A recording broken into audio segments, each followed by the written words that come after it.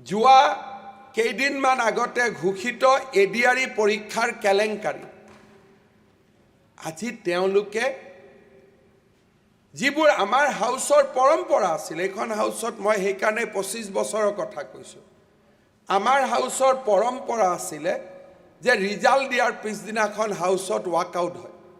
কাৰণ কোনোবা মন্ত্ৰীৰ খুন খালী, কোনোবা মন্ত্ৰীৰ ঘৈণীয়েক, কোনোবা মন্ত্ৰীৰ ভাগিনীয়েক, লিষ্টখনত আটাইতকৈ ডাঙৰ পদবীবোৰ তেওঁলোকৰ নামত থাকে। আজি আপোনালোকে চাওক, কংগ্ৰেছ দল আজি ৱাকআউট কৰিছে, কাৰণটো বেলেগ। প্ৰিয়ংকা গান্ধী আহিছে, তেওঁলোক তাতে থাকিব লাগে, এৰ কাৰণটো বেলেগ। আমি সকলোৱে পঢ়িতো আছোঁৱেই যে আজি প্ৰিয়ংকা গান্ধীয়ে MLAৰ লগত মিটিং পাতিব, কিন্তু হাউচত প্ৰজেকশ্যনটো কি দিলে যে আমি দেশৰ কাৰণে ৱাকআউট কৰিলোঁ, কিন্তু অলপ পিছতে তেওঁলোকে গৈ প্ৰিয়ংকা গান্ধীৰ মিটিঙত বহি থাকিব। এতিয়া ৰাইজ সচেতন হৈছে, আমি কি কৰোঁ কি নকৰোঁ মানুহে আমাক সূক্ষ্মভাৱে পৰ্যবেক্ষণ কৰে, আৰু যেতিয়া আমি মানুহক ঠগাব চেষ্টা কৰোঁ তেতিয়া তাক মানুহে ভাল নাপায়।